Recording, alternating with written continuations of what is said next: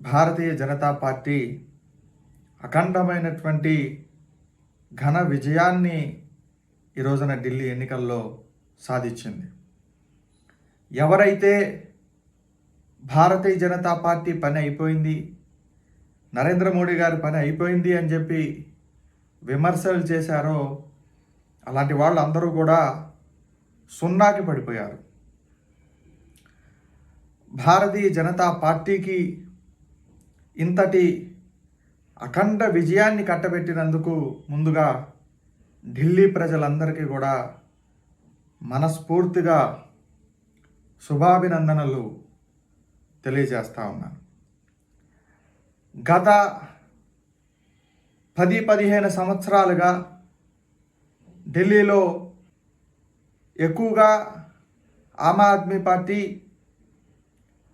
ఏదైతే మేము అవినీతి రహిత పాలనను ప్రజలకు అందిస్తాము అని చెప్పి అధికారంలోకి వచ్చినటువంటి ఆమ్ ఆద్మీ పార్టీ అరవింద్ కేజ్రీవాల్ గారి ప్రభుత్వం పూర్తిగా అదే అవినీతి కొరల్లో కూరుకుపోయింది. పూర్తిగా అవినీతిని చేసినటువంటి పార్టీగా ఆమ్ ఆద్మీ పార్టీ నిలిచిపోయింది. ఢిల్లీలో ప్రముఖ పాత్ర పోషించినటువంటిది ఢిల్లీ లిక్కర్ స్కామ్. మరి ఇదే ఢిల్లీ లిక్కర్ స్కామ్లో అరవింద్ కేజ్రీవాల్ గారు సైతం కూడా జైలు పాలయ్యారు. అంటే ఆమ్ ఆద్మీ పార్టీ ఏదైతే అవినీతి రహిత పాలనను మేము అందిస్తామని చెప్పి పూర్తిగా ఆ పాలనలో అవినీతి ఊబుల్లో కూరుకుపోయినటువంటి పార్టీకి ఈ రోజున ఢిల్లీ ప్రజలు చరమగీతం పాడారు. అనేక సంవత్సరాలుగా యమునా నది యొక్క సమస్య కూడా ఢిల్లీని వెంటాడుతూ ఉంది.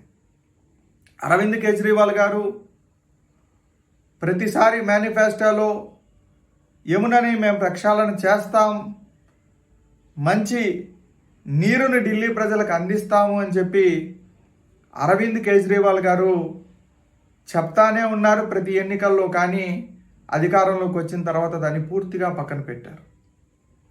యమునా నది ప్రక్షాళన అయితేనేమి, ఢిల్లీ లిక్కర్ స్కామ్ అయితేనేమి, ఇవన్నీ కూడా భారతదేశాన్ని ఒకసారి ఢిల్లీ వైపు తొంగి చూసేలా చేశాయి.